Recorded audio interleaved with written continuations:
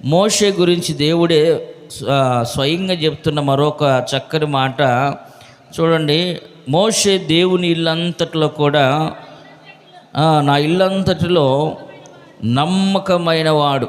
మోషేని గురించి దేవుడు ఇంకొక చక్కని మాట చెప్తున్న మాట, మోషే నా ఇల్లంతటిలో కూడా నమ్మకమైన వాడు. 7వ వచనాన్ని మనం చదువుతున్నాం. దేవుని ఇల్లంతటిలో కూడా మోషే ఎలా ఉన్నాడంటే చాలా నమ్మకంగా ఉన్నాడు. నమ్మకం అంటే అప్పగించిన పనిని చాలా ఖచ్చితంగా నమ్మకంగా చేస్తున్నాడు. బాధ్యత నమ్మకంగా చేసేవారికే దేవుడు బాధ్యతలు కూడా అప్పగిస్తారు. మనం ఉన్న ఒక పనిని, ఏదైనా ఉద్యోగానికి వెళ్తున్నాం, ఆ ఉద్యోగంలో నమ్మకంగా చేస్తే అధికారులు ఇంకా మంచి పనిని అప్పగిస్తారు.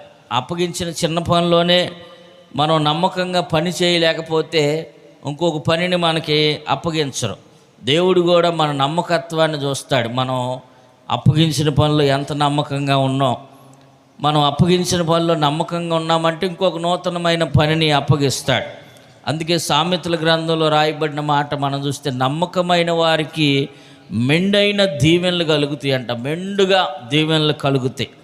ఎంత దేవుని సన్నిధిలో మనం నమ్మకంగా ఉంటామో, దేవుని సన్నిధిలో ఎంత నమ్మకంగా కరెక్ట్గా ఉంటామో అంత